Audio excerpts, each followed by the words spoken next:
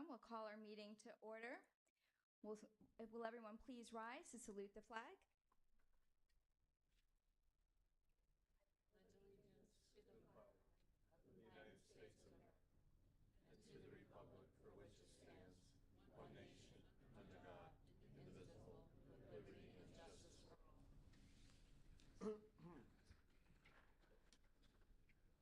Clerk, can you please do a roll call? Councilwoman Miriam Cohen. Councilman Charles DePiero. Here. Councilman Terrence Manzora. Here. Council Vice President Michael Markell. Here. Council President Rupa P. Siegel. Here. Clerk, can you please read item 4? In accordance with the Open Public Meetings Act, it is hereby announced and shall be entered into the minutes of this meeting that adequate notice has been provided by the following. 1. Posted on the bulletin board within the municipal building on December 26, 2025, and remains posted at that location for public inspection. 2. Printed in the Home News Tribune and the Cranberry Press on December 26, 2025. 3. Posted on the Monroe Township website.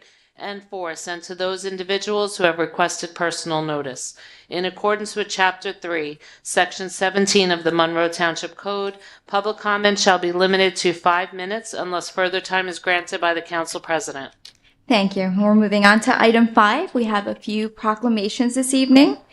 We're proclaiming March 1st, 2026, Indian Cultural Association of Monroe 20th anniversary. Proclaiming March 18, 2026, Lucille Lamb's 102nd birthday celebration, and proclaiming March 21st, 2026, Save the Soil Day. Clerk, can you please read item number 6? Ordinances for second reading at the March 2nd, 2026 regular meeting. Ordinance 02-2026-002. Ordinance approving the traffic signal improvements for Applegarth Road and Joan Warren Way. Ordinance 02-2026-003. Ordinance amending Chapter 108 of the Monroe Township Code, rezoning of parcels included in Monroe Township's Round 4 Affordable Housing Plan. Ordinance 02-2026-004. Ordinance amending Chapter 108, Article 6.18J 13 of the HD Highway Development District and Article 6.7K of the R3A Residential Agricultural District. Ordinance 02-2026-005. Ordinance to repeal and replace Section 131 Affordable Housing and Section 131A Affordable Housing Development Fees with revised regulations in conformance with the amended Fair Housing Act. Thank you. And clerk, can you please read item 7? Ordinance for first reading at the March 2nd, 2026 regular meeting. Ordinance 03-2026-006. Bond ordinance providing for various capital improvements in and by the Township of Monroe in the County of Middlesex, New Jersey, appropriating $2,556,000 therefore, and authorizing the issuance of $2,433,800 bonds or notes of the Township to finance part of the cost thereof.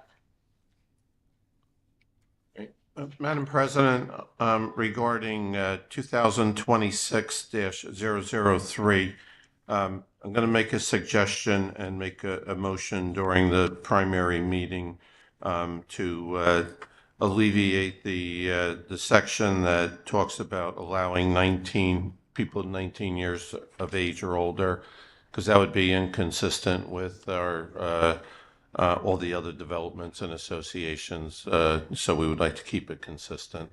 Make the motion at that time, but I wanted everyone to be aware of it. Okay. Great, thank you. Thank you. Clerk, can you please read item 8?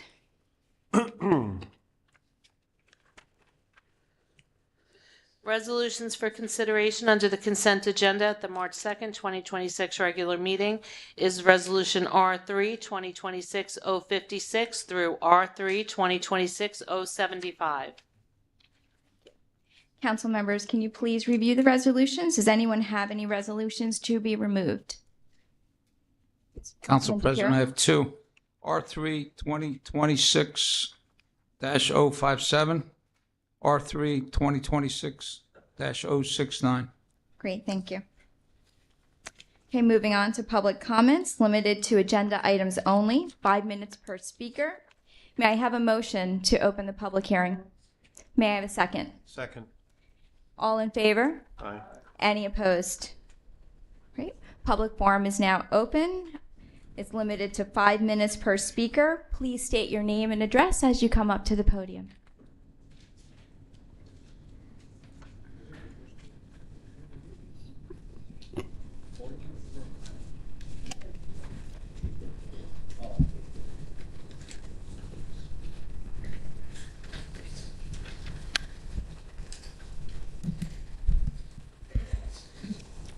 Good evening. My name is Lucille Panos, 1208 C. Lindera Plaza, Monroe. I would like to, on 063, how many tons were contracted last year? It's $144.96 per ton. So how many tons was bought last year or whatever? Items 064, resolution authorizing the cancellation of the water sewer utility. How much was the balance of that fund, and where's that money going to go to? The 065 and 066, just what is the cost per unit? It says per unit pricing. What is the cost per unit? And that's it.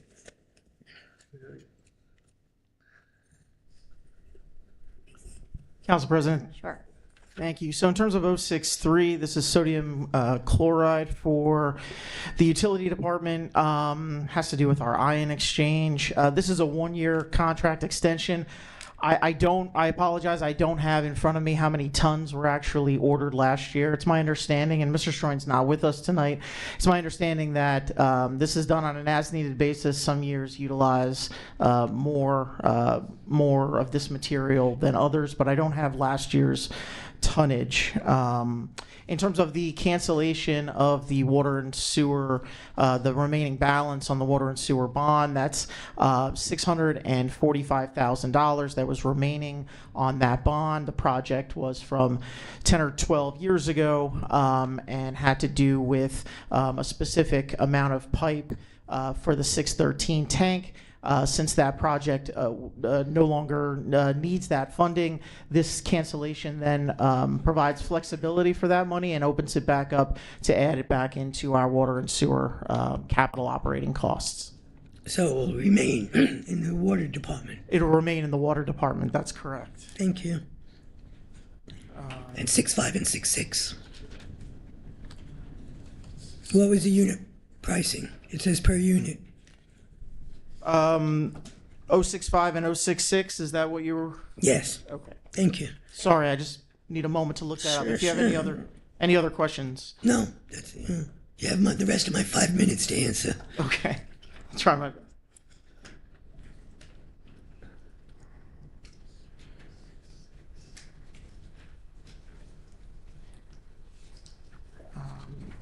So these are about, I believe, 065 is our water meters from Ferguson, and they are about $10 increase per meter from last year.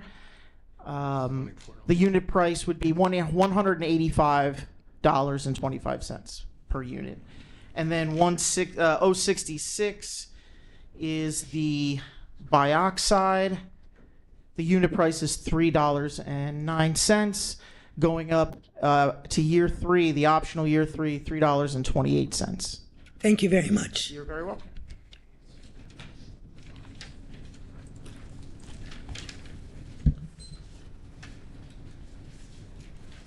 Good evening, everybody. Okay, I am a resident of 1 Corey Drive, Monroe. My name is Satyanandan Gopalan. This is in reference to Ordinance 0-2 2026-003 319 Sportwood Gravel Hill Road. Okay, there is the ordinance saying there is 30 apartments are going to come there, and I am living in a low density neighborhood, and you are bringing in a high density population there, means 30 apartments means at least 60 kids running around all the places. They will trespass our property, and 60 cars, environmental pollution, and there is no footpath there, no parking area there. They will invade our privacy. That is the main thing. It has happened to me from the past. There was an assisted living home there. Every now and then people will come into knock my door. I complained many times to the city, township here. Then finally it shut down. Again, you are bringing in another headache for us. It is not at all acceptable to me. Okay? These 30 dwelling things, you have to calculate all the requirements needed there. There is no parking place. There is no playground for the young kids. Nothing is available there. Okay, I will hand over to my next neighbor.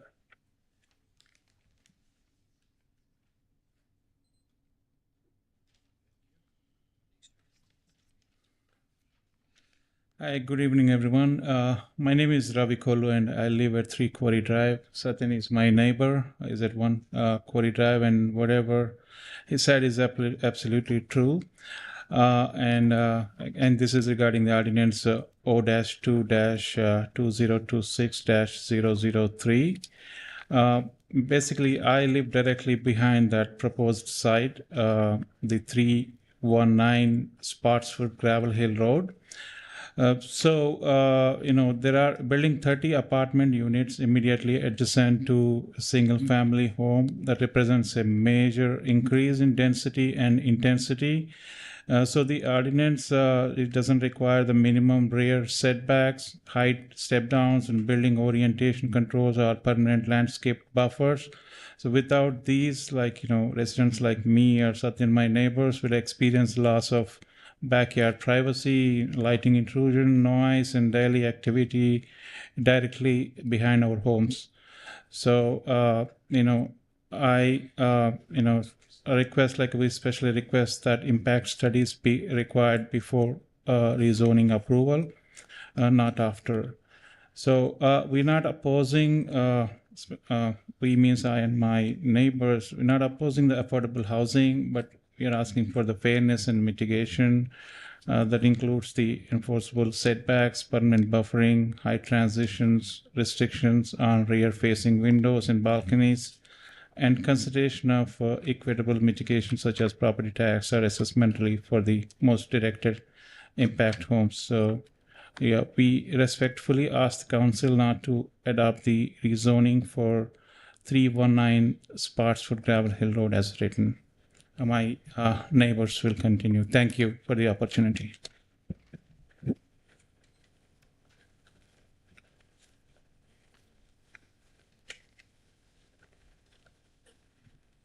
Good evening. My name is Sayed Mirza.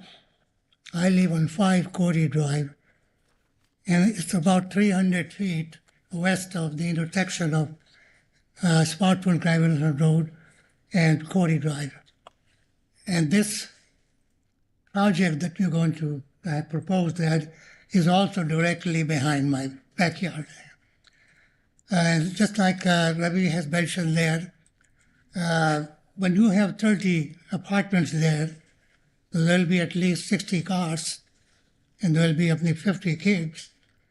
And there's no parking in that area there. So all those people will be parking along the road that we live in. And our area is basically no noise area. It's a one single family home, and you're building basically affordable and multi-family. Just like Ravi said, we're not opposing affordable housing. I think it's a good idea. But the place that you are proposing will create a lot of traffic hazard, will create traffic problem, it will create a lot of noise, it will disturb the whole piece that we are seeking for. So we think that this project should not be basically go forward. Thank you. I'll ask my next neighbor.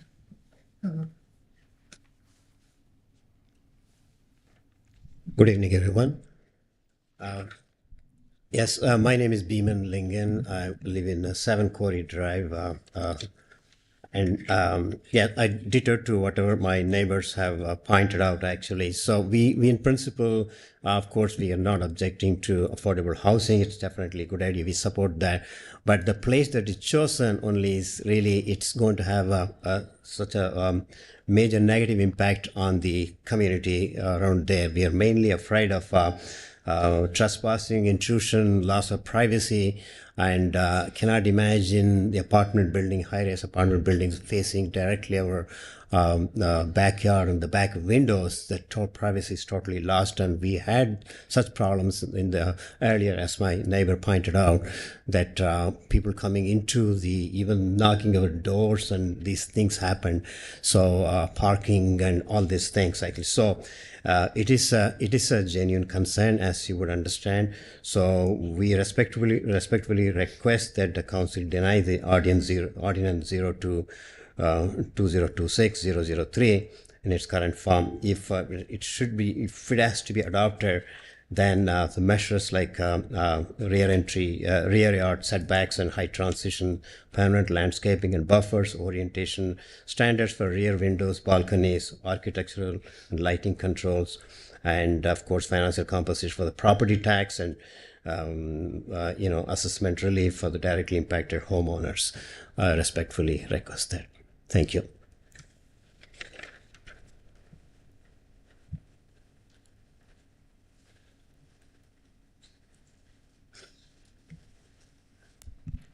Hi, good evening. My name is Shalin Vasavada. I'm a resident of 2 Corey Drive, and I'm going to sort of talk about the same sort of property location, 319 Sportswood, Gravel Hill Road, where there's a proposal to build the apartment. As you heard from my neighbor, I guess you sense the fact that we all have been burned badly in the past with the previous occupant that was essentially running some kind of rehab center. Concern we have is basically twofold. Is we expect township and this council to be mindful of the previous experience and kind of factor that into the decision. Secondly, I personally feel that having 30 apartments for this neighborhood where most of the homes are single family, especially the Primrose Acre community itself, you're talking about $1 million homes, and putting next to that apartment, I don't think so it gels well in the community. Not opposed to building something over there, right? Development is the part of the game here. But what might have been better is to build maybe a single family homes that fits well in the community. So I seriously request this council and township to reconsider the proposal and essentially make sure that the kind of balance that this neighborhood has and the peace that we have observed in the last few years that doesn't get disturbed. Thank you.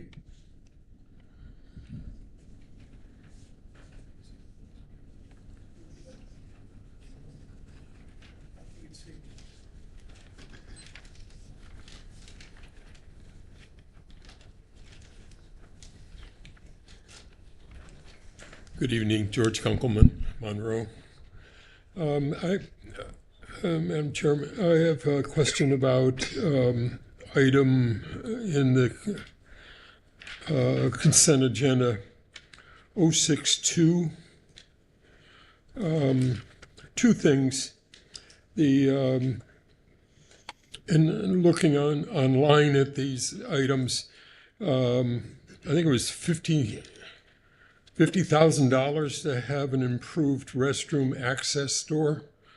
Seems like a lot. I don't know what kind of special door we're talking about here, but that's a pretty fancy door at $50,000.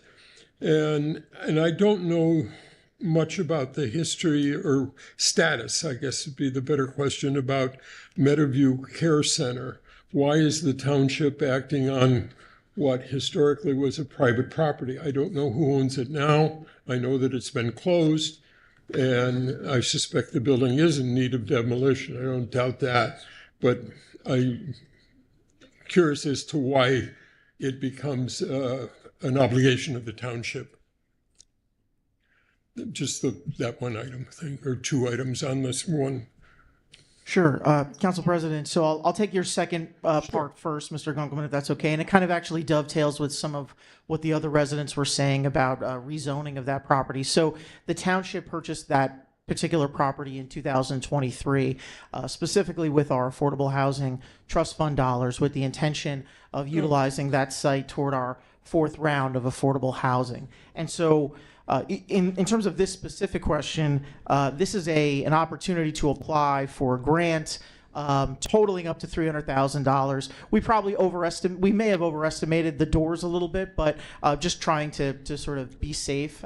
That's fine. That answers all the questions that were in my head. You got it. Someone else may have something in their head, but that's all I had.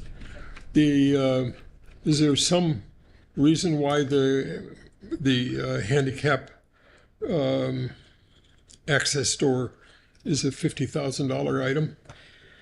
That was a conservative estimate. These are doors that electronically open and close and have the ability to access without through an electronic hydraulic mechanism. So again, if we get the grant and it doesn't cost that much, we'll try to reallocate that money. Okay. Is there automatic door access to the building? There is. Okay. Correct. Just not to the restroom facilities. Okay. Thank you. That's all I had. Thank you.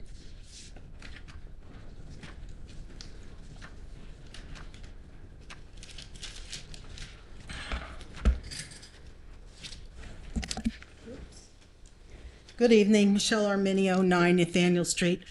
I'm going to start with Resolution R32026-060. It talks about the affordable housing fourth round. And I'd like to know about the amount in this. Oh, here it is. Sort of let's see, 1, 2, 3, 4, 5, 6, 7, 8, 9th whereas. It talks about directive number 14-24. When we're done, I'd like a little bit of an explanation for that. And also, it says the obligation at present need is the rehabilitation of 76 units, So those are already pre-existing, correct? Okay, so the next one is the prospective need of 460 units, and that is the affordable housing amount. Is that the total for the fourth round? Council President, that's correct. 460 is our total credits that we have to. Okay. Now we had, and it says on the two whereas down, that the planning board on June 26, 2025, endorsed by the township June 30, 2025, that in accordance with an amended fair share housing, is that the same number that we were told last year that we were obligated for, or did that change? Council President, our number of 460 has not changed. The amendment was amended at the planning board last week because since June, as we talked about at the planning board, we were challenged in the affordable housing program by Fair Share Housing Center and asked to come up with additional units as opposed to counting more pre-existing units. So the 460 number hasn't changed, and with bonus credits, we come down to 345. And we were trying to count as many pre-existing affordable housing units that were already here as possible to prevent new construction of affordable units. Fair Share Housing challenged some of that. They were okay with many of the units that we chose, but we're looking for some more additional new construction units over the next 10 years. And so that's the amendment that's at play here. So that's what I don't understand. I do remember, and I do believe that last year we were told we got what we were presenting to the state, that was our obligation to present a plan to the state, was the 345 units. Is that correct? Is that first what we sent to the state for their review? Okay, so I know during the primaries and prior to the election, we were banting around what a wonderful job we did, that we got it down to 345. So that's a big jump from 345 to 460. So did our account, was there something wrong with how we accounted for those numbers? Or what happened? No, so the 460 number has always been the same. That's how many credits we need to satisfy our fourth round. With bonuses, for example, we have some group homes in town that count 2 for 1.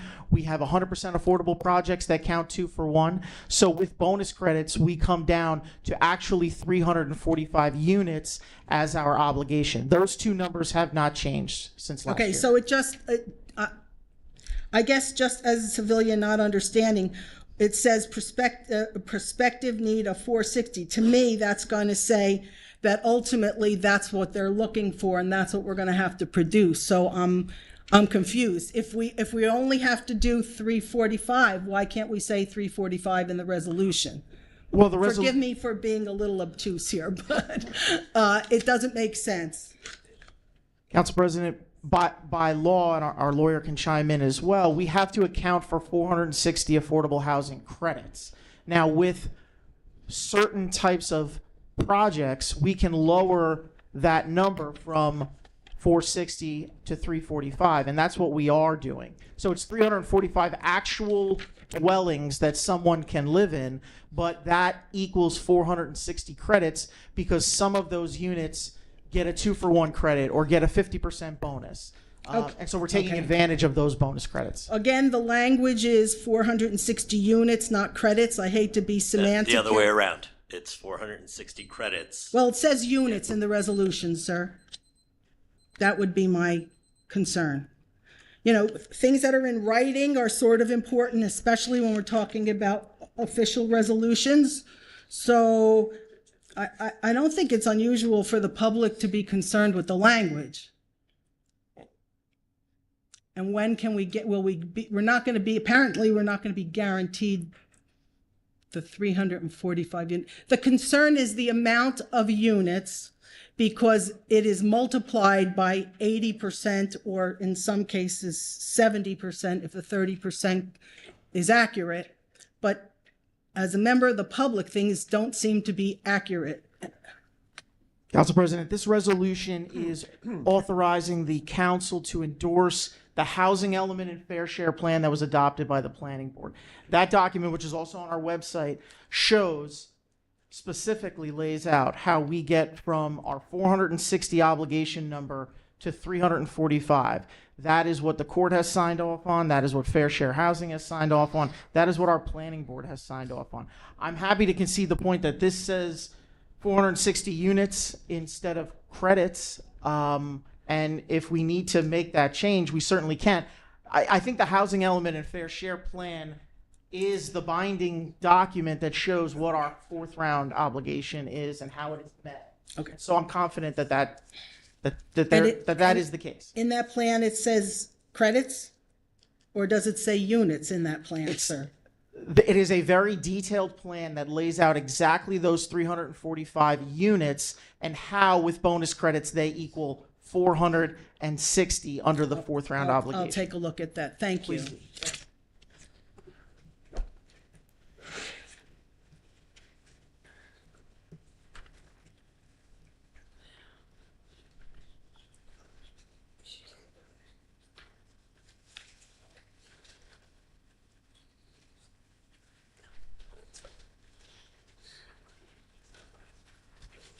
Hello.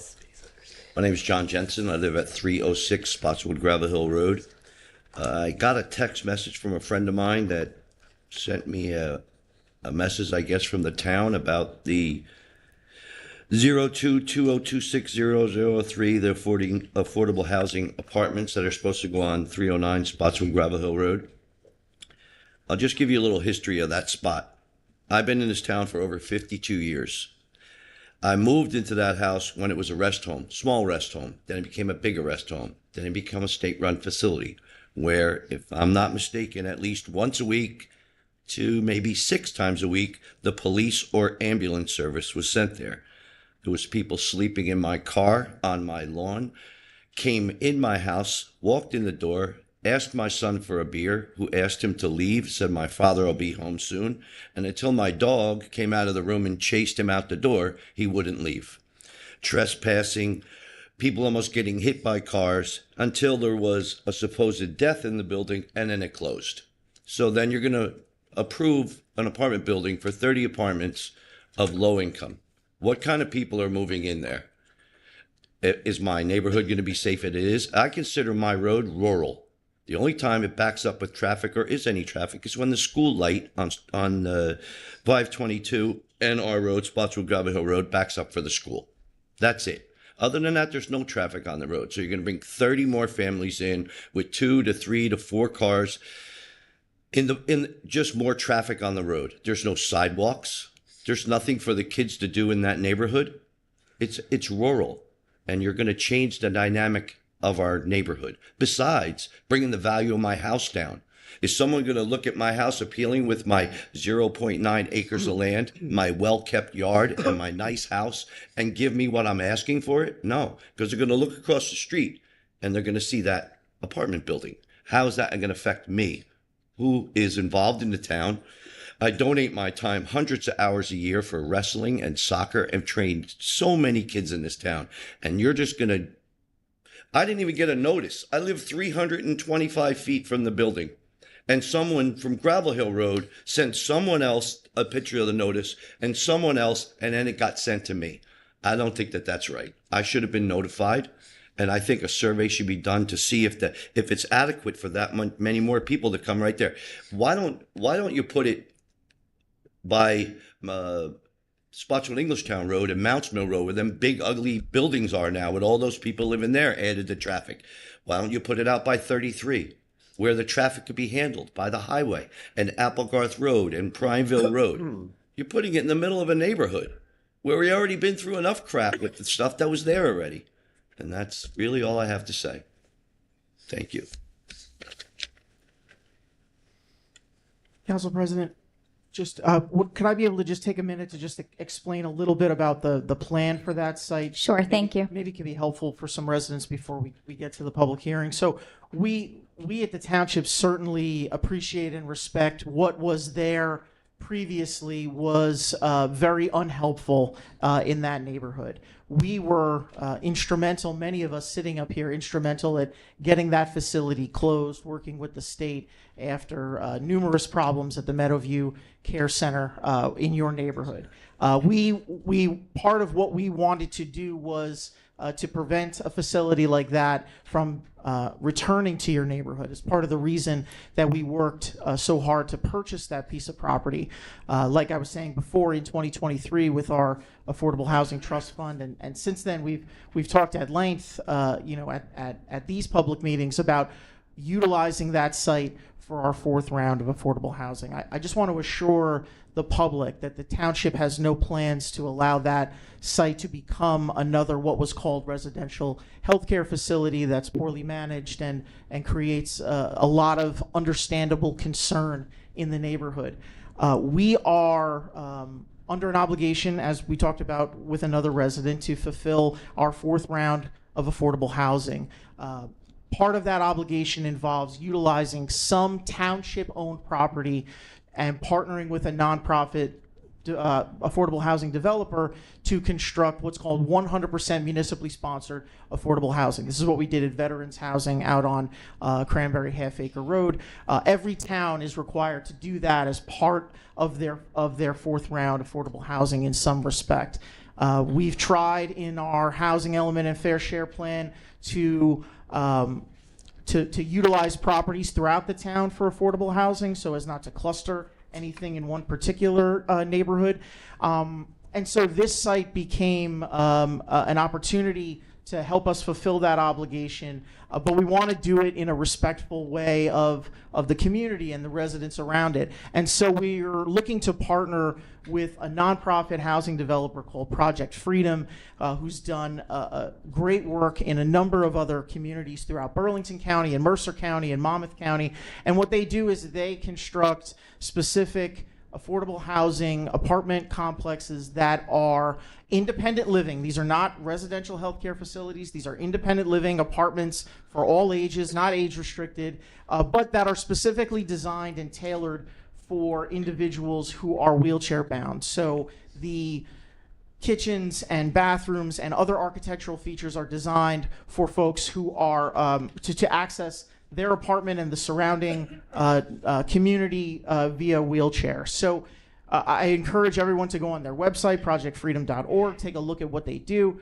Mr. Razumowitz and I got a chance to visit a couple of their sites, specifically in West Windsor and Hamilton. And in fact, Hamilton had such a positive experience with one of these buildings that they actually petitioned Project Freedom to come in and do a second building there. So we are very mindful of who we're working with. We don't want to sort of throw this piece of property out to anyone to come in and put up anything that they want as long as they get 30 people into it.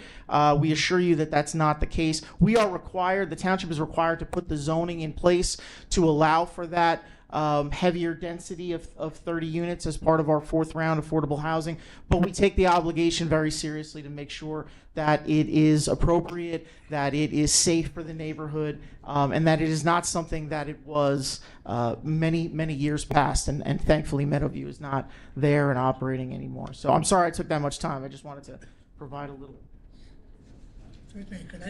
Correct, and as the mayor mentioned, this is just putting the zoning in place, right? The actual project still has to come before the planning board for a full site plan application, full public hearings. That's definitely not going to happen this year. It could happen next year. It could happen 2 years from now. It could happen 5 years from now. That's not something that we sort of know sitting here at this moment. That's the same process that we went through at the Veterans Housing Valor Point, which is out on Cranberry Half Acre Road. So it still has to go through all of those approval processes, that entire scrutiny of review by our professionals, by our planning board, and by the public itself. Great, thank you. We can only have one speaker in this public forum if you've already spoken. So if there's someone else that wants to speak. I'm sorry. It can only be, you can only speak one time in this public forum. You can speak in the next one.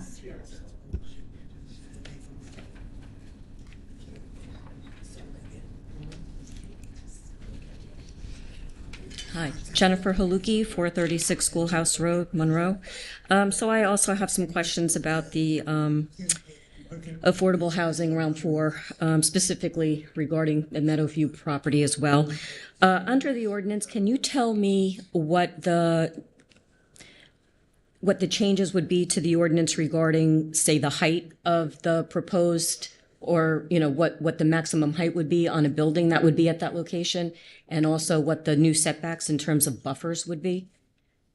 They obviously vary from the residential zoning that was in place. Mr. Razumowitz? Yep. Council President, the maximum height is 3 stories, 45 feet for the building. Setbacks are 30 feet for rear yard, 30 feet side yard, 50-foot front yard. Okay. And the existing building right now, I believe, is about 15 feet off the side yard. Okay. Question about the proposed occupants of the building that you had discussed.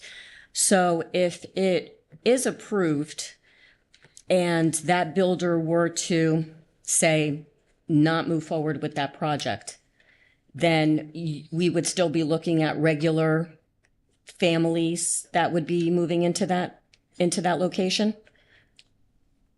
Mr. McGowan? Council President, so if that particular nonprofit developer chose at some point not to move forward and work with us, the township would have to find another nonprofit affordable housing developer to work with. Okay. Because of the size constraint of that property, would it not possibly be more suitable for senior affordable housing, where there would not have to be playgrounds or concerns about sidewalks or children riding bicycles? Or, I mean, obviously I'm assuming that some of these people that will be in wheelchairs would still have families.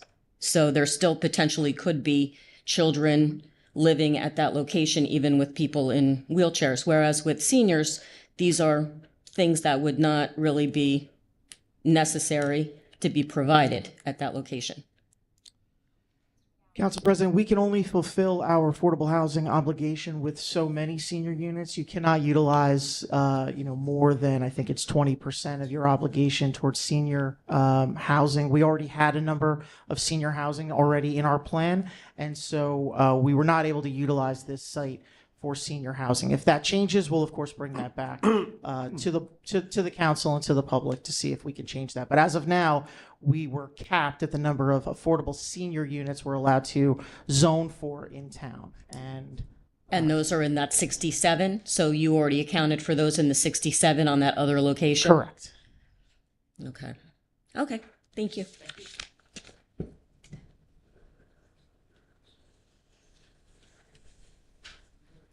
Okay, any others wishing to come and speak? If not, we'll make a motion to close the public forum. May I have a motion? May I have a second? Second. Thank you. All in favor? Aye. Any opposed?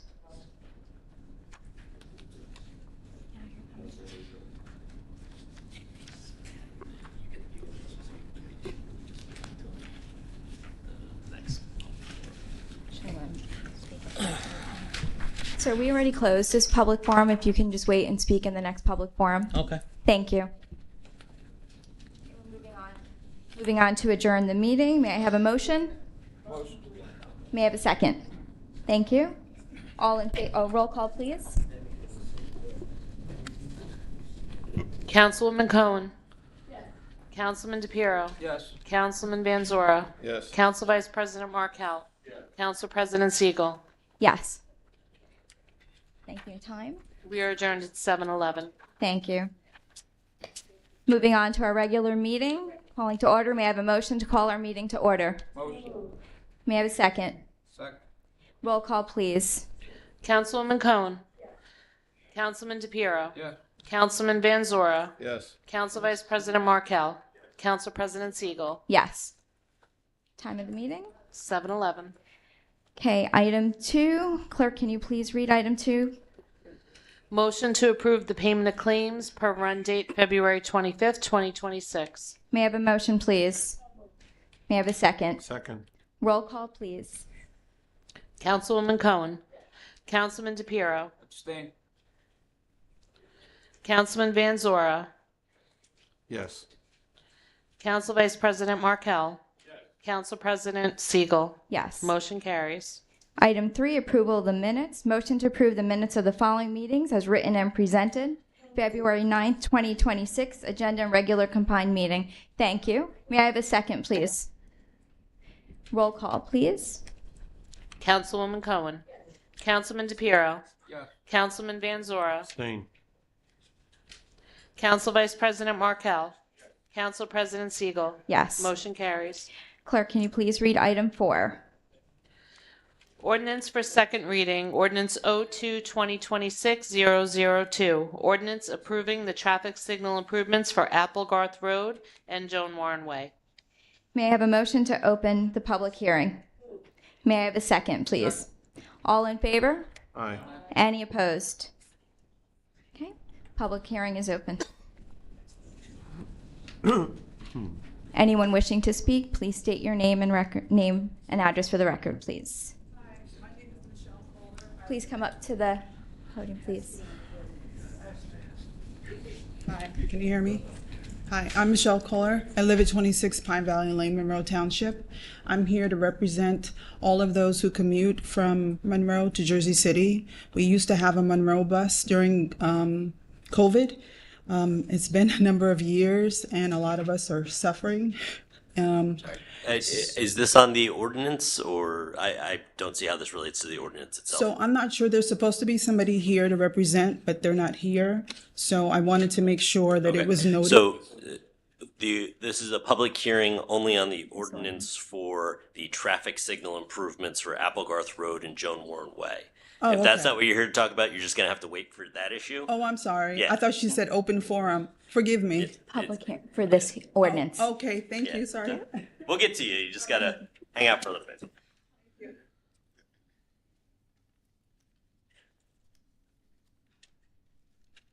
Okay, so, anyone else wishing to speak for this public hearing? Seeing none, may I have a motion to close? Motion. And a second, please. Second. All in favor? Aye. Any opposed? May I have a motion to adopt? And a second? Second. Roll call, please. Councilwoman Cohen. Councilman DePiero. Yes. Councilman Van Zora. Yes. Council Vice President Markel. Council President Siegel. Yes. Motion carries. Clerk, can you please read the next ordinance? Ordinance 02-2026-003. Ordinance amending Chapter 108 of the Monroe Township Code, rezoning of parcels included in Monroe Township's Round 4 Affordable Housing Plan. Madam President, before we engage in the public hearing and the vote on this, I would make a motion to exclude one particular sentence contained in the proposed ordinance, and that reads on the fifth line down after the word 55, it says, "and any son or daughter or any stepson or stepdaughter of aforesaid 55-year-old and or 48-year-old occupants is aged 19 or over." And then it says, goes on the next line, it says, "and a 19-year-old or over." All of our other associations that are age restricted do not allow for that. It's strictly the 55 and the 48 does not allow for individuals 19 or over, unless they're at least 48 and a spouse. So based on that, I just ask that that specific language be amended, and then when we make and we go to vote on this, the vote would be as amended. Great, thank you. May I have a motion, or may I have a second, please? Thank you. All in favor? Any opposed? Okay. Public hearing is open for this ordinance as read.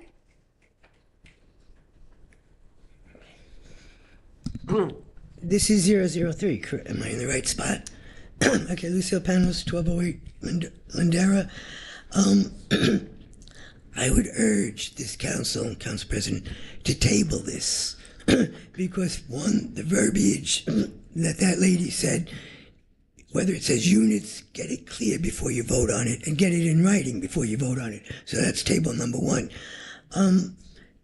That's for that. I find it, and I have to say this, I find it ironic that you proclaim the 20th anniversary of Indian Heritage Month on March 1st, but 2 days later you have all these Asians here, and how do I say it nicely?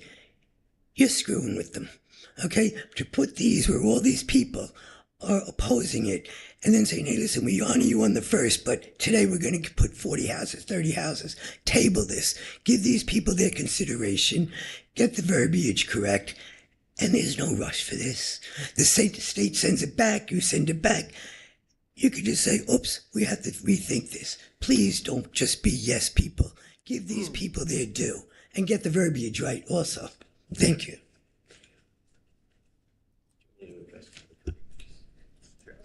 So just so that it's clear, anyone who operates within the affordable housing space, when we talk about credits and units, that is shorthand for not having to explain amongst ourselves what exactly we're describing.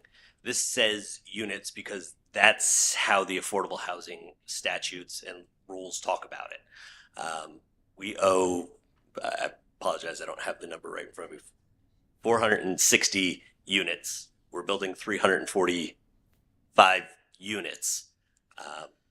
The reason why we talk about it in terms of credits versus units is so that I don't have to, or Mr. McGowan doesn't have to constantly say we're building 345 units that count as 460 units. That's why we use the term credits when we talk about what our total obligation is. We have to reach that number. So the verbiage in the ordinance is correct and it fits with the statute. The way that we talk about it sometimes, I guess, for members of the public can seem a little bit confusing, and for that, I can only apologize. It's just the shorthand that we use in order to distinguish when we discuss affordable housing obligations, how we get to the numbers that we get to. Thank you. How you doing? My name is Zoltan Lotzi. I'm at 310 Spotswood Gravel Hill. You guys are proposing to build affordable housing at 319. The gentleman said he's building a 40-foot building or 45-foot building. I literally live across the street. I have to look at this now. I mean, I moved into town to get out of that. I lived in city area. I moved out to this area so I could get away from that. I mean, the gentleman here says wheelchair bound, etc. That's fine.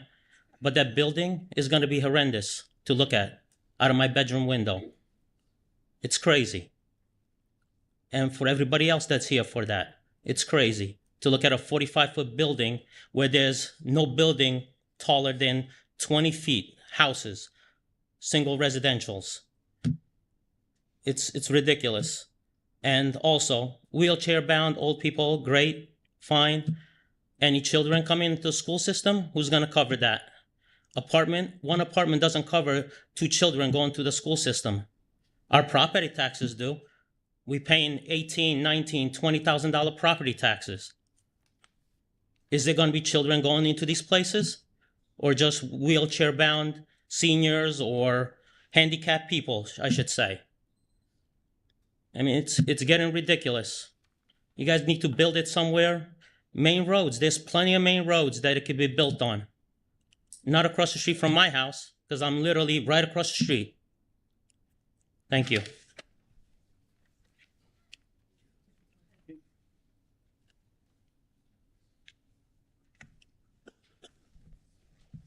I am again here.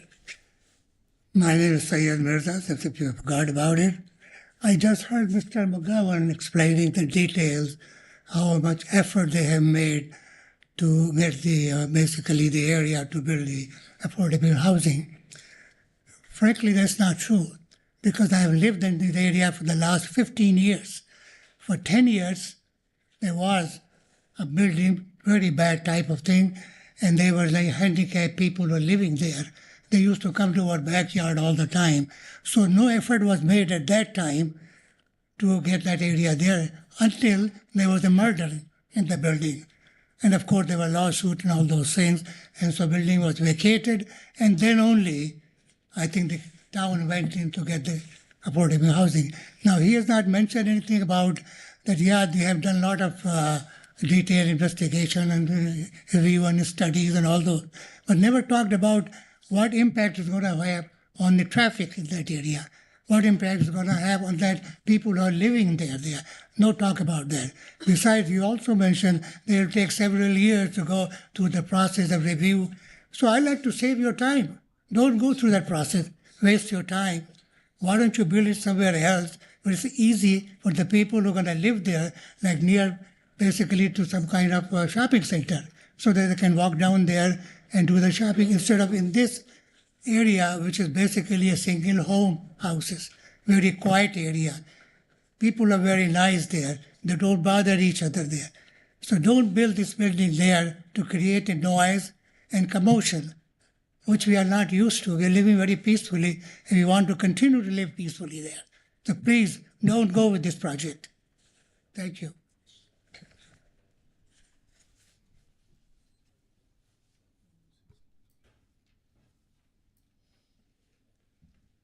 Yeah, my name is Himanshu Patel. I live at 4 Corey Drive. I just want to say the same thing what everybody said. The single family neighborhood should not have a 4-story or 5-story or 3-story apartment building, which does not make any sense. That area is not a proper, for this kind of structure or building, and the number of people, number of cars, the parking and all those things cannot be handled on that road. So I have to say the same thing. It should be should be built somewhere else. This is not the plot that should be used for the affordable housing and 30 units in a small plot of land. Thank you.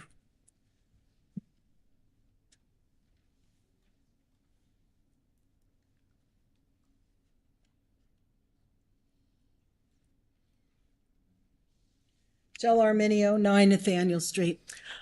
Council President, while I appreciate Mr. Burns's explanation of the language in the document, two things come to mind, and I say this respectfully. It seems a little condescending to say we don't understand. So the language between the upper echelons of our governing body and the people who are making the decisions without the consent, essentially, of the public is a little disturbing, a little upsetting to me. I think that sort of goes to the core of why a lot of us are here. That transparency, I mean, we're the public, we pay our taxes. Everything that goes on here is because of our consent to be governed. And then when the governing body tells us we don't have the information probably, or it's easier for the elites to make these decisions and make the rules without really the language, because we don't understand the language. I think that's problematic. This is supposed to be a governance by the people, and I've said that 100 times. So I appreciate the explanation. I still don't think it's sufficient. Anything that's a document that is in writing should be very clear, and it should explain exactly, because I can tell you that in a year when these ordinances start to come, what we're going to hear is, well, it was in writing, they had a public hearing, and that's the way it is. So I've been here too long to say that I'll wait and see what happens. I know what happens. The language doesn't change, and we're told, well, you had a public hearing, you didn't object. So let me just reiterate that I object to the language if it is not clear. If it is clear because you guys are talking amongst yourselves, then please have respect for the public and let us know what exactly happening. So let me go to why I really want to talk to this one. On page, now I think Council President, Councilman Van Doren mentioned something about changing the language in the ordinance. Was he referring to F, age-restricted housing? Because it wasn't clear when he has to take some things out. So what portion was he explaining? Under F1. Okay. Again, that would have been nice. Now, a lot of the members of the public don't have the full ordinance, but I do. And it would have been nice to explain where it is and what the changes are. And when you go to vote, please make sure that you express that language again and say that it is on F1. So again, is in the record. On the next page, and there's no page numbers here, so it's going to be difficult for me to refer. It looks like maybe it's F or G. It's G5.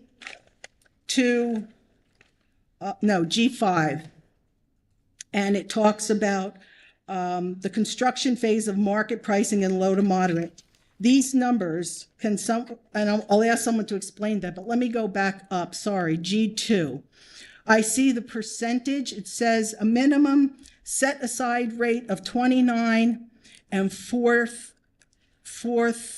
tenths. This is supposed to be 4/10 or 4/10. Is that is that a mistake? So maybe we can look into that. And then it says the total number of affordable units shall be 20 exclusive of the on-site property management. Again, it's a little difficult.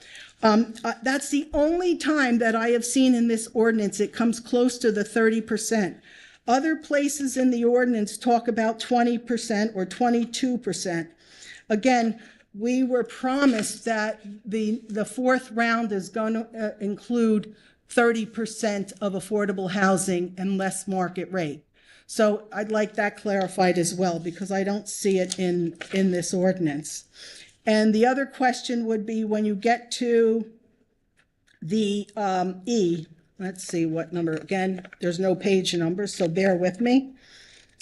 C, in section 3, C, permitted principal uses, C, D, and E, where it talks about the actual minimum tract sizes and front yards and 30 feet and all that kind of stuff. Has that changed from our regular construction ordinances. And I would like, Council President, this is a public hearing for this particular ordinance. I would like you to extend the time over 5 because it's a public hearing, not just a public forum for a general meeting. So if someone can, God bless you, sir. If someone could. Council President, I can answer some of the questions. So, And refer to where I was so I can write it down. please. sure. And I'm not sure if I'm doing this in the same order that we went That's through fine. before. But if you look at G5, that is the phasing schedule. So, and that is the standard phasing schedule that's regulated by the state of New Jersey. You can't build all the market rates and then get around to the affordables later. You have to build the affordables as you're building the market rate. So that chart lays that out. 29.4%. That's because this particular ordinance rezones the property where the project will be 67 total units, of which 20 will be affordable. So that's just the math. 47 market rate, 20 affordable gets you to 29.4%. Overall, and I don't mean to continue to throw so many numbers at us, but when we look at our round 4 affordable housing obligation in terms of what will be new to the township moving forward, remember we're getting to count a lot of existing affordable housing units that were already here, but looking at what we need to zone for that's new over the next 10 years, we're actually looking at a global percentage of about 37% affordable as compared to market rates. So a much better ratio in terms of affordable housing than we had in the third round. Is that enumerated in this document? So this document doesn't cover every site because some sites This have is already just- been rezoned. Okay. Right. I'm talking about our entire 4th round obligation. This ordinance also gets more than 30%. So this particular ordinance 003 rezones for 383 total units, of which 109 are affordable, and that's 29%. So if we're just looking at ordinance 003, those are the numbers. Okay, and I have one more question on this one, and I'll sit down. Is this ordinance are there more rentals in this particular ordinance than there are sales? Yes. Okay, and I would just like to make a quick comment. Again, the people who benefits from having mostly rentals? The developers, the builders. The American dream is to have home ownership. And if we have high rentals or a lot of rentals, I doubt that we're going to see, and I think studies have said now to buy their first home, people are in their 40s. I would like to see that we have more for sale properties that are low income and affordable because the American dream calls for home ownership. So the fact that, follow the money and who benefits, and I'm afraid. Thank you, Ms. Arminio. Do you really? Thank you.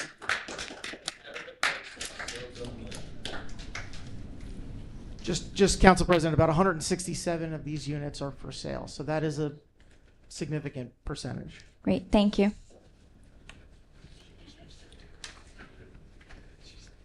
Any others wishing to speak on this ordinance? Seeing none, we'll make a motion to close the hearing. Motion. May I have a second? Thank you. Roll, all in favor? Aye. Any opposed? Okay, may I have a motion to adopt as ordinance was amended? May I have a second? Second. Roll call, please. Councilwoman Cohen. Councilman DePiero. No. Councilman Van Zora. Yes. Council Vice President Markell. Council President Siegel. Yes. Motion carries. Clerk, can you please read the next ordinance? Ordinance 02-2026-004. Ordinance amending Chapter 108, Article 6.18J 13 of the HD Highway Development District and Article 6.7K of the R3A Residential Agricultural District. May I have a motion to open the public hearing? May I have a second? Second. All in favor? Aye. Any opposed? Great.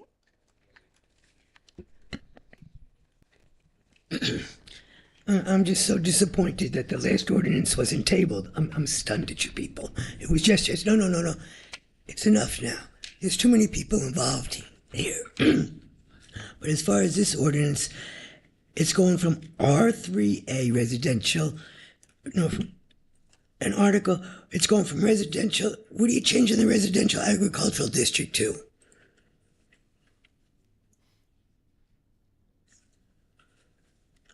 Explain this, because was any of this property ever deemed open space, by the way?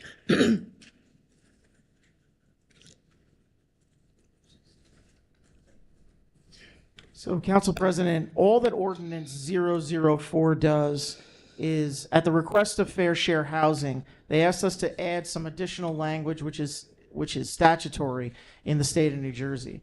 And I'll go through them because there's not that many of them. They asked us under 13D to add that in both senior and family affordable housing, 13% of each bedroom distribution shall be very low income units. Again, that's just from the statute, and Fair Share Housing was looking for that to be in our ordinance. In 13M, they asked us to get rid of references to the New Jersey Council on Affordable Housing because that council no longer exists, and to instead reference the Uniform Housing Affordability Controls. And they asked us in Section 4. That's not my question. I'm just going through the only 4 changes that are in this ordinance. Amending the chapter of highway development. Was any of this property ever deemed open space by this township? Was it ever Council deemed President, open space? this ordinance is not a specific property. It's in the entire zone. Fair Share Housing has asked us to include this statutory language. We're not talking about a specific piece of property here. Well, any properties, not specific, but any properties that were in this zone, is it now being changed?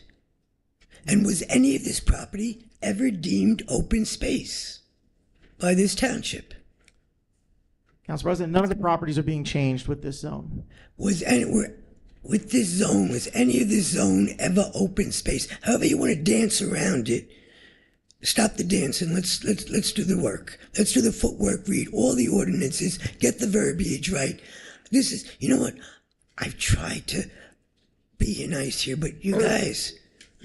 Excuse me? Mr. McGowan. Didn't say a word. Oh, okay, I thought you said something. Council Sorry, President, if the question is there any open space in the Highway District Development Zone? Yes, we have some open space throughout the highway. Okay, so what I think now, I'm going to definitely ask you to table this because there are laws out there. I have it on my phone.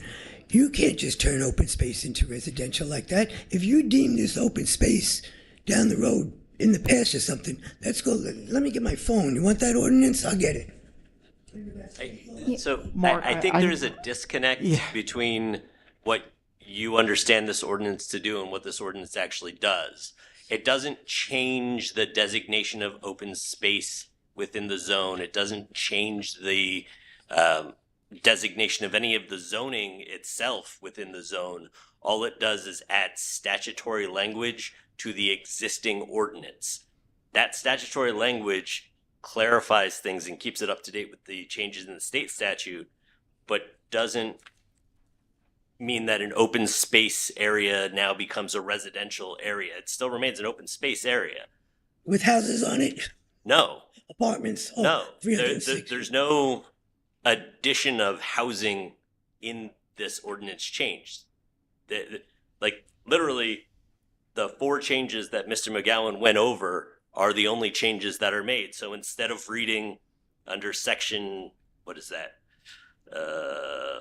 M, affordable housing shall comply with 108-6.13 K7, the Monroe Township Affordable Housing Ordinance and current New Jersey Council on Affordable Housing rules, the New Jersey Council on Affordable Housing rules no longer exists. So that's been crossed out, and instead, that sentence ends, Uniform Housing Affordability Controls.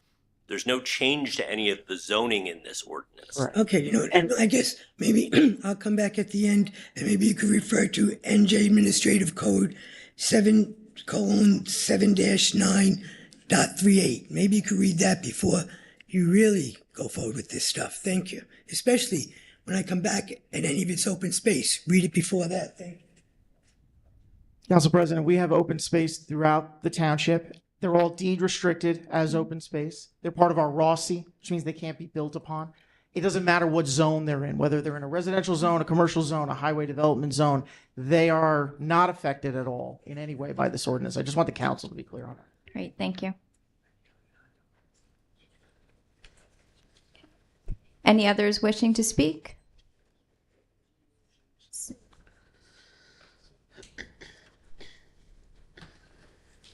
Michelle Arminio, 9 Nathaniel Street. Okay, on 04, I'm going to go to the back, one of the back pages first, second to the last page, on where it talks about the percentages again, minimum percentage of low and moderate units completed and percentage market rate units completed. This council has admitted in the past that there have been completed market rate units, dwellings, residential things, and that the affordable housing units have not been finished or fulfilled. So the language in here says, which is sort of disturbing, the unit is deemed complete when the certificate of occupancy has been issued. That doesn't mean you're placing people in these units. That means the certificate of occupancy, the construction has been completed.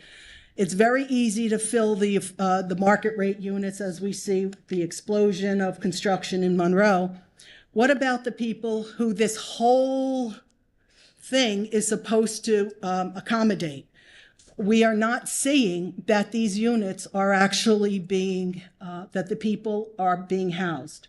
So this language also, Council President, maybe we can change this language that says that the affordable housing units be occupied, because this is the pretense of the need for fair share housing, that these people should be housed in here, not all of the market rate.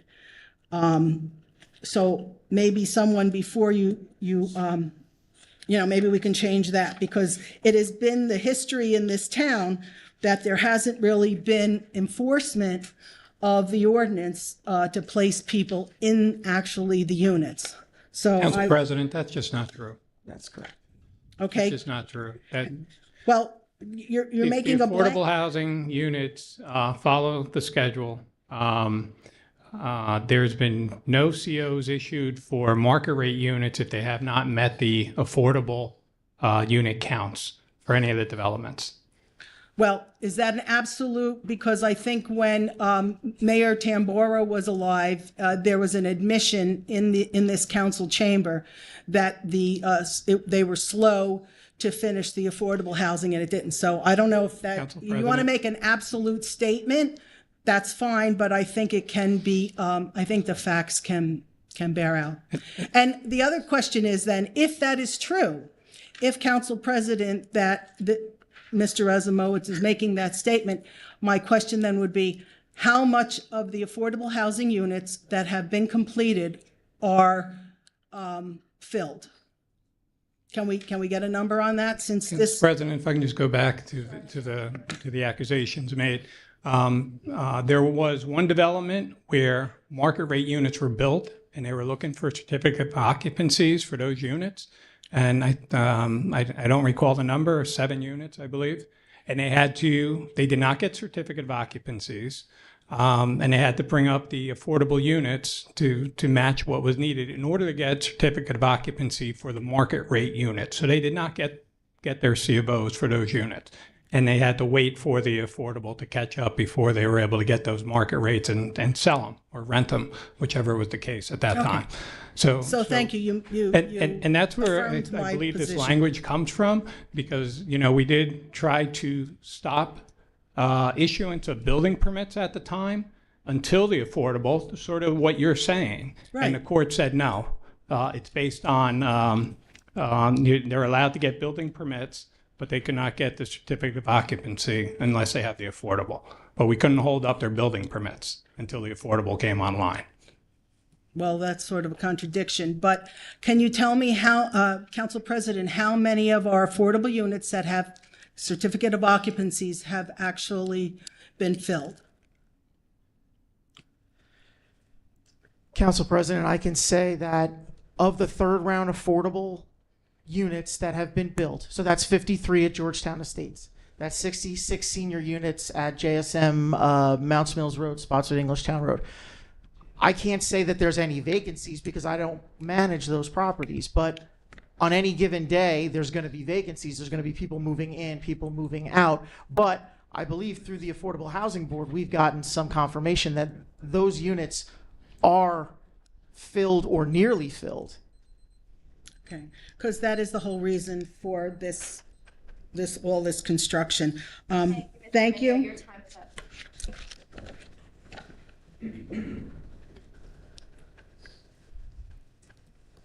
Any others wishing to speak? Seeing none, may I have a motion to close the public hearing? Thank you. May I have a second? Second. All in favor? Aye. Any opposed? May I have a motion to adopt the ordinance? May I have a second? Second. Roll call, please. Councilwoman Cohen. Yes. Councilman DePiero. Yes. Councilman Van Zora. Yes. Council Vice President Markell. Council President Siegel. Yes. Motion carries. Clerk, can you please read the next ordinance? Ordinance 02-2026-005. Ordinance to repeal and replace Section 131 Affordable Housing and Section 131A Affordable Housing Development Fees with revised regulations in conformance with the amended Fair Housing Act. May I have a motion to open the public hearing? May I have a second? Second. All in favor? Aye. Any opposed? Okay, public hearing is open. Any members wishing to speak on this ordinance? Seeing none, may I have a motion to close the public hearing? May I have a second? Second. All in favor? Aye. Any opposed? May I have a motion to adopt? May I have a second? Second. All in favor? Aye. Any opposed? I'm sorry. Roll call, please. Councilwoman Cohen. Yes. Councilman DePiero. Yes. Councilman Van Zora. Yes. Council Vice President Markell. Council President Siegel. Yes. Motion carries. Great. Clerk, can you please read item 5? Ordinance for first reading, Ordinance 03-2026-006.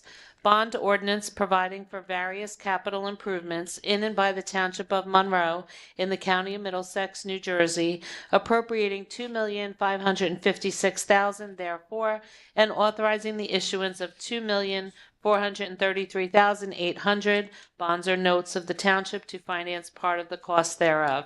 May I have a motion, please? May I have a second? Second. Roll call, please. Councilwoman Cohen. Yes. Councilman DePiero. Yes. Councilman Van Zora. Yes. Council Vice President Markell. Council President Siegel. Yes. Motion carries. Thank you. Clerk, can you please read item 6? Resolutions for consideration under the consent agenda. R3 2026-056 through R3 2026-075, with the exception of R3 2026-057 and 069, which will be considered separately. Thank you. May I have a motion, please? Second? Second. And roll call. Councilwoman Cohen. Yes. Councilman DePiero. No. Councilman Van Zora. Yes. Council Vice President Markell. Council President Siegel. Yes. Motion carries. Clerk, can you please read item 7? Resolutions removed from the consent agenda for consideration is R3 2026-057 and R3 2026-069. May I have a motion, please? May I have a second? Second. Roll call, please. Councilwoman Cohen. Councilman DePiero. Councilman Van Zora. Yes. Council Vice President Markell. Council President Siegel. Yes. Motion carries. Thank you. Mr. McGowan, move on to your administrator's report, please. Thank you, Council President. I'll be very brief. I just want to thank the council for their support of the Housing Element Fair Share Plan and the implementing ordinance. It's been almost 2 years of work to get here since the 2024 affordable housing legislation was updated, made it a much more streamlined process to the point where nearly every municipality who's subject to it will be completing this process by March 15th, including Monroe Township. The mayor's efforts to negotiate reductions in market rate housing were essential to meeting these constitutional obligations with lesser impact than the prior rounds and as little impact as possible. And I, on behalf of the township, greatly appreciate it. Thank you. Thank you. Mr. Romans, you have an engineer report.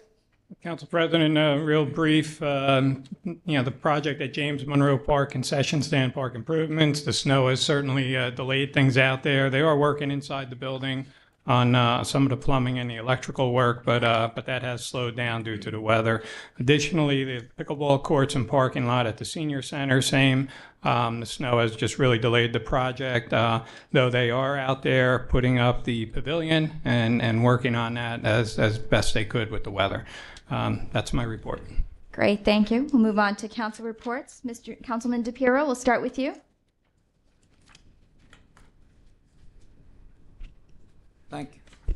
I just wanted to let everybody know again the rec programs, baseball, softball, and hockey sign-ups at the community center. So please have your children, grandchildren join the programs that they have for the sports. I also want to talk about the snowstorm.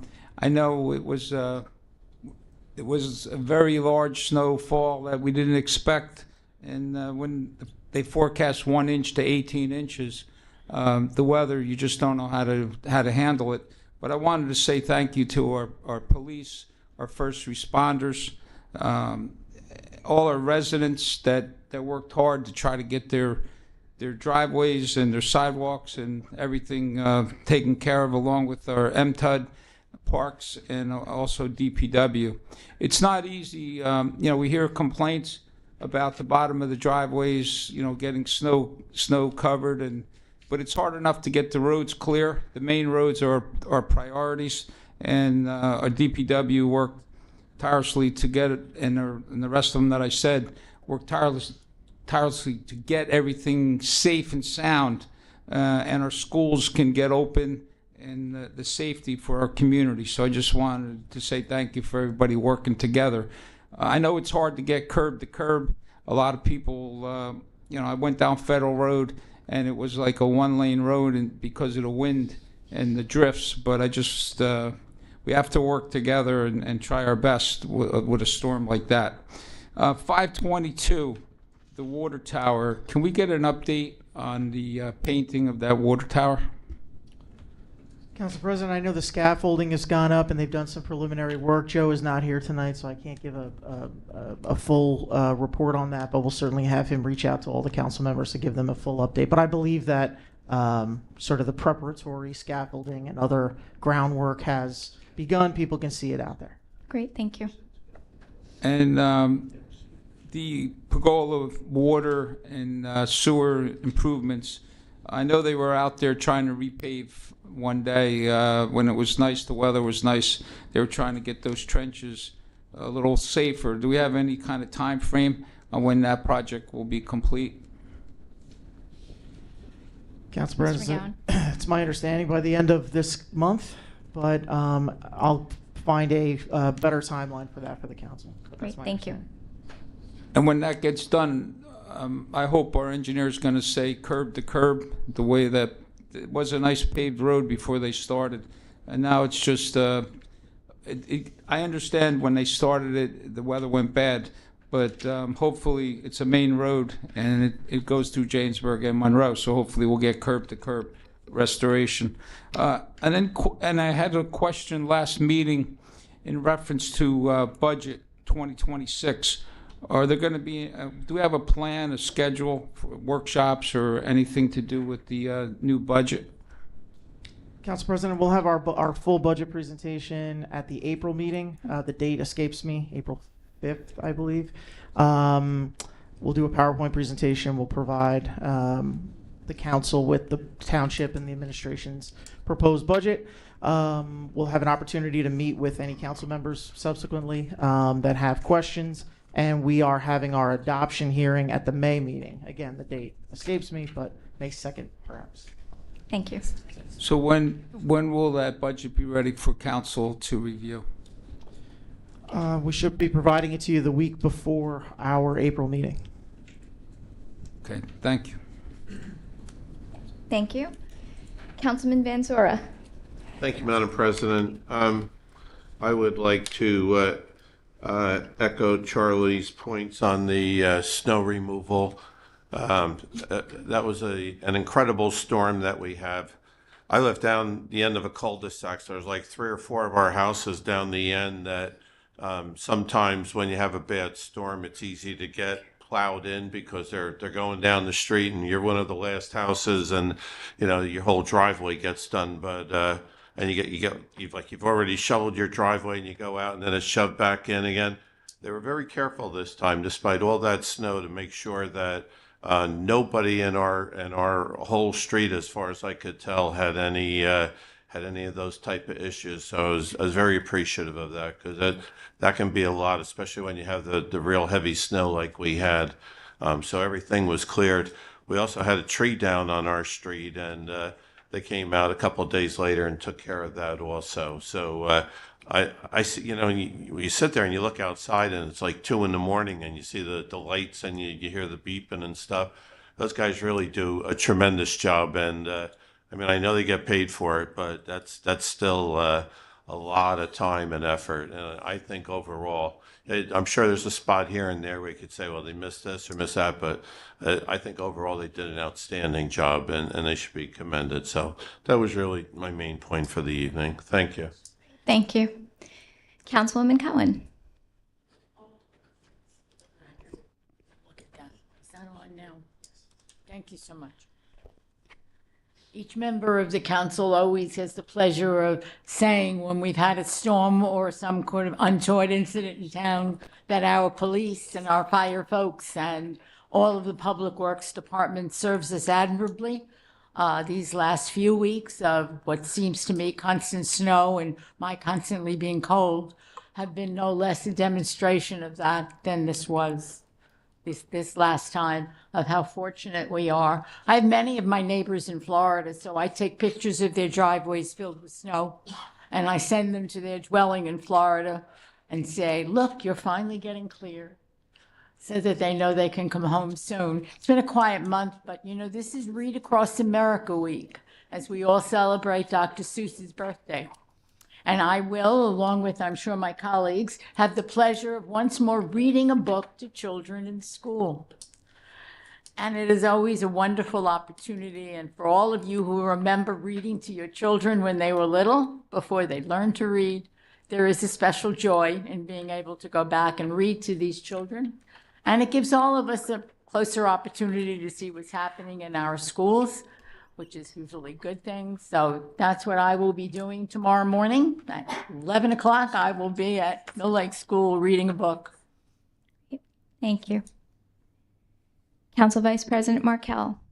I'm not going to mention the snowstorm, but I want to thank all our public servants here. What a great job they did. I had the pleasure of reading a proclamation. A young lady in Clearbrook this week who turned 103. The mayor wrote a proclamation for her. I was at her house. It was nice talking to her and meeting her. And she's an avid baker. She bakes for her own Shabbat every Saturday at 103, and offered me some brownies, which I hope were not tainted with anything, because she is quite a crazy lady. I'd also just like to mention I'm going to Applegarth School tomorrow. I went to the library and picked up some applications for the kids and some pencils and some giveaways so they can be connected to our great public library. Last but not least, I'd just like to say, keep our troops in your hearts of what's going on in this world. We have to remember them, we have to pray for them, and hopefully they'll all come back in good shape.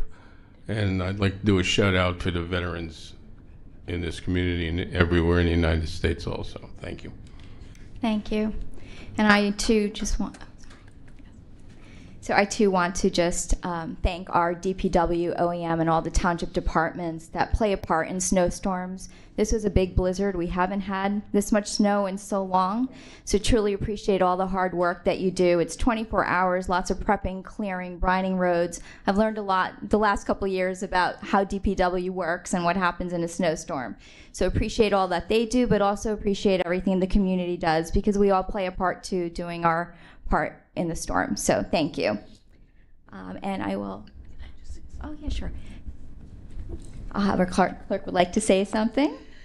So I just wanted to reiterate that as of March 1st, the publication law, so all legal advertisements will be posted on the Monroe Township website on the homepage. It says legal notices, so you can click on there and you'll have all the legal notices to keep yourself updated. Also, we have a rabies clinic, our free rabies clinic this Saturday from 9 to 2 at the community center. So if your animal needs rabies, come on down for a free shot. And you can also license your animal then with a check. Thank you. Great, thank you. And I'll turn it over to Mayor Delina for your report. Thank you, Madam Council President. I did want to just give some brief remarks regarding affordable housing. As was alluded to before by our business administrator, this has been a 2-year process, right? Affordable housing and the need for affordable housing is thrust upon all the municipalities throughout the state. They all deal with it in various ways. Some go directly to lawsuits. Some work with affordable and fair housing. What we were able to do, again, I think I'm proud of the number that we were able to work with. And in particular, when we decided to think about what we wanted to do regarding our 100% municipal built affordable housing, we obviously set a high bar, high threshold when we did our veterans housing. And we wanted to do something very similar to that in regards to those who are, wheelchair bound. And we felt that obviously a particular place would work within Monroe Township. And I get it. I can't remember, I'm getting old, whether I was on the zoning board or the council when Parker House came into that neighborhood as well. There was an uproar, and I truly understand it's not an apple to apple. I get that, but Parker House became a tremendous neighbor to that neighborhood and to the township as a whole. We are hoping for something very similar to that. The process will continue. I ask, please be vigilant. When there are plans to be drawn, there will be planning board meetings for discussion to see what it looks like, the specifics of what will go there. Those will be opportunities by the public to continue this conversation of what you would like to see as it gets developed. And it will be a process. It will be over a period of time. So again, I thank you so much for coming out. I think it's so important to be aware of the legalities of what needs to be done. Obviously, what was done tonight is just the overall picture of it, but the specifics will be spelled out, as we move along. I know Councilman Markell didn't want to mention the snow. You know what? The snow that got me was the one that came that Wednesday afterwards. Okay, I can do the 18 inches, but that Wednesday one was bad. But I did put out a video thanking every OEM and DPW, Parks and Rec, MTUD. But I did recently put out something to the residents of Monroe Township as I was out and about, and I'm sure as many of you were as well. I just saw people helping each other in Monroe Township. And this is a letter that I put out a couple days ago. I'd like to read it. Dear residents of Monroe Township, on behalf of the entire municipal team, I want to extend my heartfelt thanks to each of you for your cooperation, patience, and incredible neighborly spirit during last week's snowstorm, the most significant we've experienced in decades.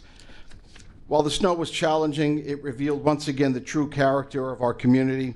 Throughout the storm and its aftermath, neighbors stepped up to help neighbors, from clearing driveways and sidewalks to checking in on each other, sharing equipment, and offering a helping hand wherever it was needed. You demonstrated what makes Monroe Township such a special place to call home. I want to thank and recognize and thank our first responders, our Office of Emergency Management, public work crews, and all the essential personnel who worked around the clock to keep our community safe and restore normal operations as quickly as possible. Their dedication, along with the understanding and cooperation, made a meaningful difference for our entire community. Storms of this magnitude are rare, but your commitment to our community is constant. We are stronger when we work together, and you have proven time and time again. I am proud to serve as your mayor, and I am deeply grateful for the way our community came together during this significant weather event. Please continue to look out for one another, and do not hesitate to reach out for assistance. So that being said, just a couple items coming up in March. We have our rabies clinic on March 7th at the community center from 9 to 2. We have our Maker Fest on March 21st at our library, and our egg hunt will be on March 28th at 10 a.m. at our community center.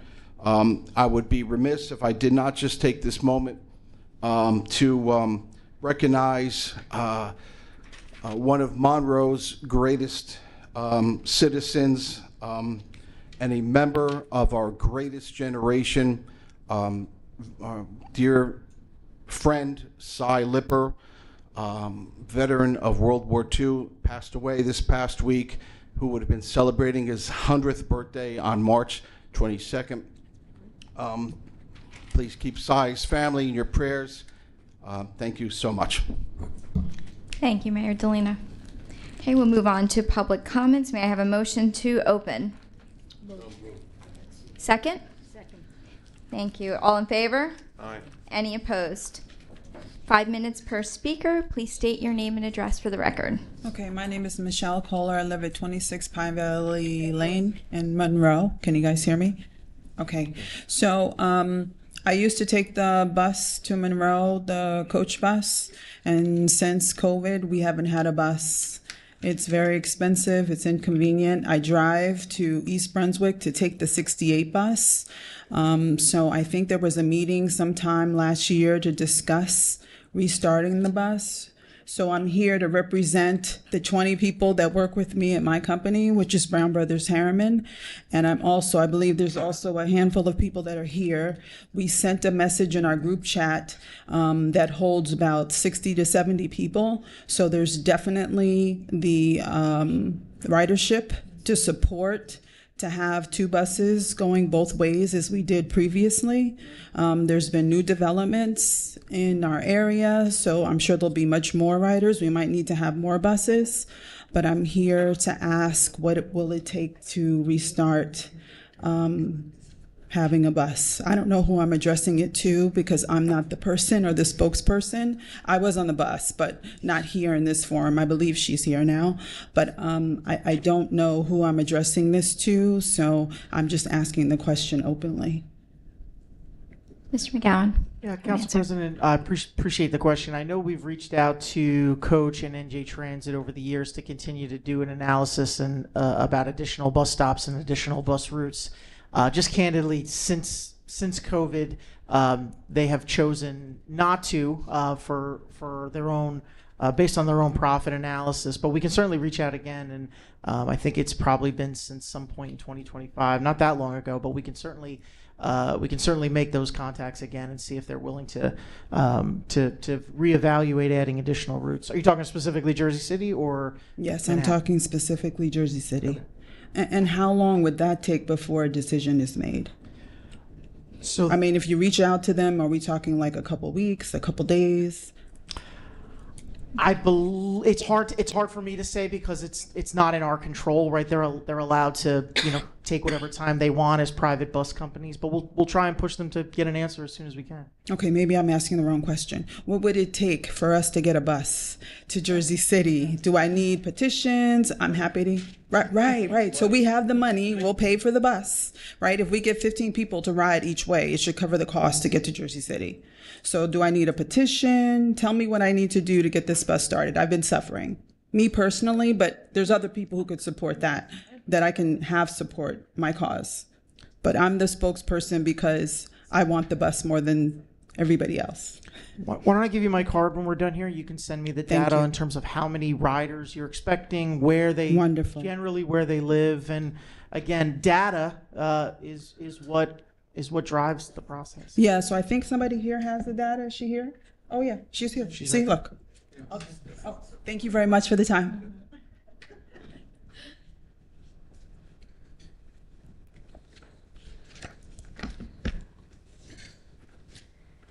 Good evening, Mayor and members of the council. My name is Sangeeta Goli, and I'm here, a resident of Monroe Township. I'm here today to represent about 15 colleagues from AIG and request that NJ Transit reinstate their bus service from Monroe to Jersey City.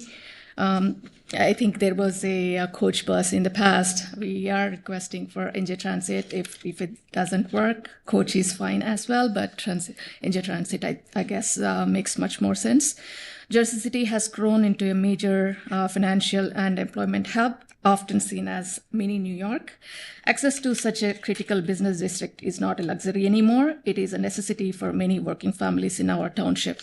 Prior to COVID, this bus service existed and was widely used. It provided reliable transportation for working families, working professionals, small business employees, seniors, and students who depend on public transit to reach their workplaces and essential services. Now, most employers have mandated in-office work 4 to 5 days a week, and traffic congestion has increased significantly for past 1 year. Today, commuters face serious challenges. Many of us are driving alone, contributing to heavier traffic, higher emissions, and rising commuting costs. Others are coordinating ride shares or navigating multi-transfer routes that add significant time to already long days. Personally, when I commute via Transportation Center at Turnpike Exit 9, the same place that I take, bus 68, I spend an additional 25 minutes each way just exiting, reaching to the bus stop, waiting, and re-entering back into the Turnpike. This is nearly an hour of wasted time each day. The financial burden is also substantial. Public parking in Jersey City is extremely limited and expensive. Commuting costs $50 to $60 per day, which is $1,000 a month.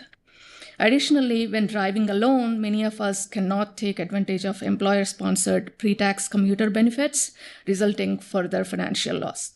Currently, many residents spend 3.5 hours to 4 hours per day commuting. A direct bus route utilizing HOV lanes could significantly reduce travel time, improve safety, and provide a more efficient alternative. Public transportation also allows commuters to use their time productively, whether resting, reading, continuous learning, or simply being more present with their families after work. Restoring this route would improve access to jobs in a major economic center, reduce traffic congestion and environmental impact, support working families and local businesses. Public transportation is not simply a convenience, it is essential infrastructure that strengthens our community. One of our fellow residents, Amit, has already compiled preliminary ridership interest data. I see about 100 plus riders information there that commute from Monroe. I can submit that information again. Even within a limited outreach circle, we collected 100 signatures. If we could reach to everybody we could in Monroe, I'm pretty sure it'll be at least 3 to 4 times more. Given that additionally, surrounding communities such as Heightstown, East Windsor, Twin Rivers, Millstone, and South Brunswick also can use this service if you guys think that ridership is not sufficient.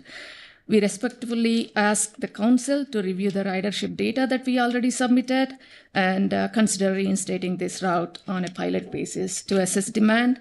And based on that, you can take a decision. Thank you for your time and consideration. Thank you. Council President, that we're happy to advocate for you. I just wanted to be clear that the mayor and council don't make the decision in terms of where Coach and New Jersey Transit, how many routes they have or anything about their operation. But we are happy to take your information, take your data, take your petitions and signatures and advocate on your behalf. But sure. But that's the limit of our. When was the last time that you guys reached out to Coach or NJ Transit? It was sometime last year, and I don't remember offhand, but it was sometime in 2025. Okay. We are definitely suffering a lot. I mean, from Monroe, just in my office, the limited circle I have, 15 members go from here. Thank you very much for all your time. Thank you.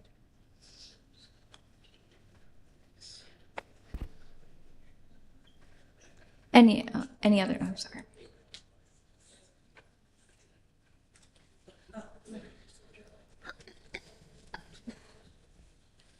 My name is Ganesh Prasad Masla, address 283 Morning Glory Drive. So a couple of things. For last time, actually, we were, thank you for getting the GCPL representative here. I did some more research on the LED light conversion, and what I found that there is like a bypass blast which has to be changed. So I was recommending that that cost is like $40 or something for fixture.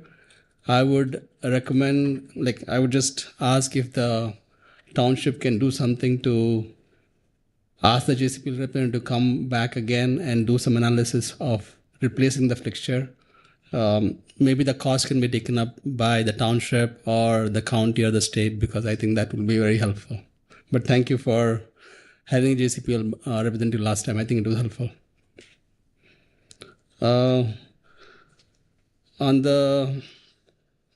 So I just want to comment on, I went to the BOE meeting last time. I know this is not the public correct forum to address, but I just want to mention that when I went to the BOE meeting last month, the last meeting, and asked about the superintendent issue which is going on, the board was not compliant enough to give me a answer on the forum. They sent me an email personally, which is okay, but I would say that this investigation has been happening from August from last year.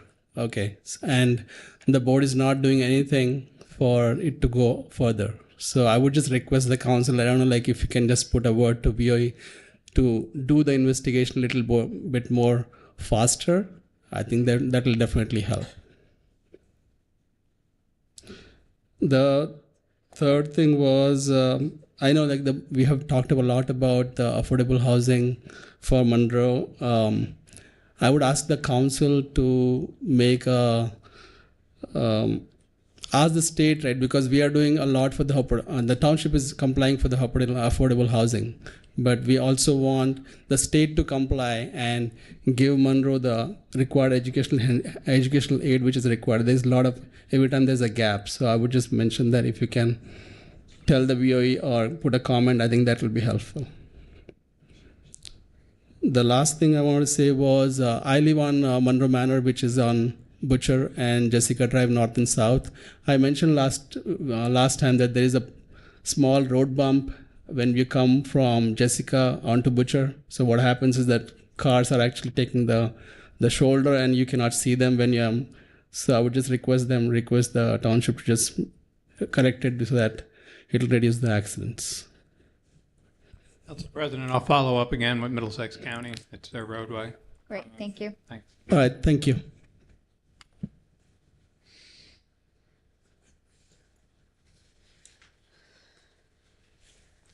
Hey everyone, this is Mridula Singh here. I work with JP Morgan Chase, and my friend here, this is regarding the Justice City bus again. I know we collected the ridership data last year, June, and I think that was shared with you guys. And I personally reached out to NJ Transit and Coach as well, and the response was they don't have any plans of restating the service. So I would just, she has presented all the scenarios very well, and the pain that we're going through, passing through that Route 18, again, wasting our 25 minutes each way, so yeah, just reiterating those pain that we are going through, and it will really help us if we can restate that service. That's all. Thank you.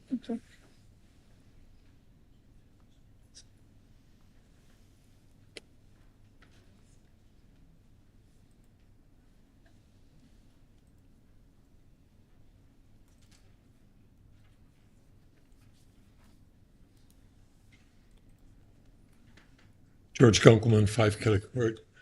I think it was late last year in one of the meetings there were comments made about work that was being done by one of the developers in advance of having inspections done. And the comment at that time from the township attorney was that they were doing so at their own risk. The more I thought about that, the more unrealistic that is, because as reality, you're never going to ask anybody to dig up everything to find out if they did it right. The bulk of the work that is being done without inspections and oversight from the township or the utility department is underground work, site and service work. You'll never know if the compaction was done correctly underneath it unless you dug it all up. And we're not going to dig it all up. No one does. Even at my own residence, I had an event where I had to replace the water line from the town in, from the street in. That was my responsibility, that road.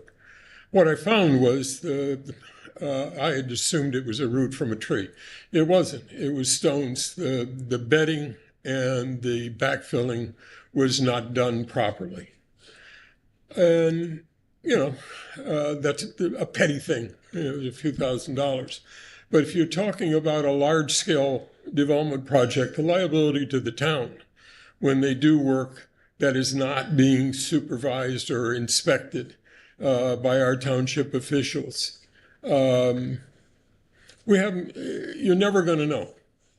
And that liability, if it's done improperly, if there's settlement and the pipes don't line up correctly anymore, or they break or whatever, will become the town's liability and responsibility.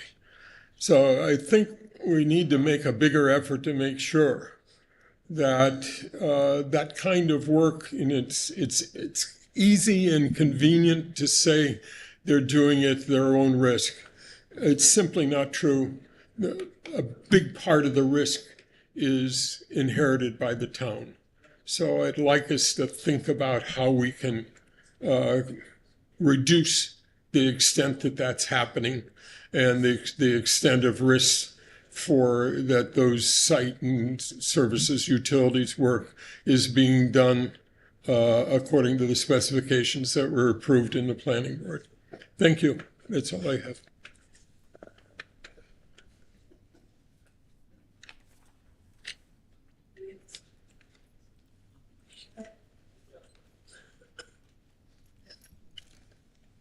Hi, Jolyn Maloney. I'm from the Watershed Institute. On behalf of the Watershed Institute, I just wanted to thank Monroe for their commitment to participating in the Upper Millstone Regional Approach. We look forward to considering working with Monroe on this, so thank you.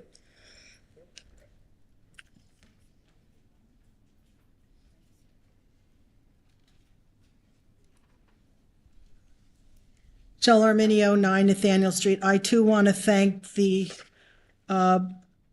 Council for Resolution R32026074, which is the watershed. That is a very positive thing that you've done. Resolution 064. Could someone explain the This is the cancellation of water sewer utility capital fund improvement authorization balances. So it's canceled and then funded. What does that mean? Mr. McGowan? Sure. Council President, this is an ordinance, a water sewer ordinance, bond ordinance from 2014. This is $645,000 that's fully funded now in our budget, in our capital budget. This was originally meant for a 16-inch water main running to and from the Route 613 tank, which did not need to be installed at that time. These funds can now be canceled from the bond ordinance and reinvested back into our water and sewer operating budget to provide some more flexibility. And Lori will tell me if I said those things correctly. I'm sorry, Council President. I still sort of don't understand. So we bonded for the and I'm just going to say the $645,000, and then it's funded by the bond, or did we find other sources of funds to fund it? Mr. McGowan? So, Council President, we actually bonded, I think, $1.2 million in that particular bond in 2014. This $645,000 was left over, the project was not needed, and therefore we want to free up that money in the water and sewer budget. It's still in their budget, but it'll free it up to do other projects. So it's not tied to this 16-inch line from the 613 tank. And we don't need this 16-inch line, Council President, to be either repaired or replaced? Mr. McGowan? We do not. Okay. Also, Resolution 066, I saw bioxide, and that seems to be some kind of solution. Is that for the sewer or is that for the potable water? Council President, this is for the sewer system. Bioxide is odor and corrosion control. That's what it says on the website. Thank you. And I guess the temporary budget appropriations, could someone explain? There seems to be extensive amounts here. There's one for landfill, $45,000. Could someone explain that? And we're still paying for that, or I thought we were supposed to get reimbursed, or all kinds of things on that one. The landfill is, Council President, the landfill is actually for tipping fees. So it's for when we go to drop at the dump. We have to pay the tipping fees, but that's what it is. It's not for BFI landfill. That settlement is done. Oh. This is the Council President, this is the county municipal landfill in East Brunswick? That's correct. Okay. And let's see, some of the others let's see. I guess I have to be specific.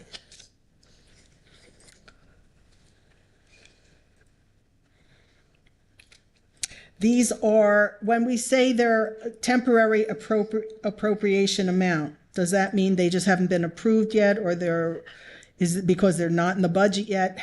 Can you just explain that? Council President, I can explain that. So thank you. The initial, in January, when we do the temporary budget, that is the 35% that we're allotted to do.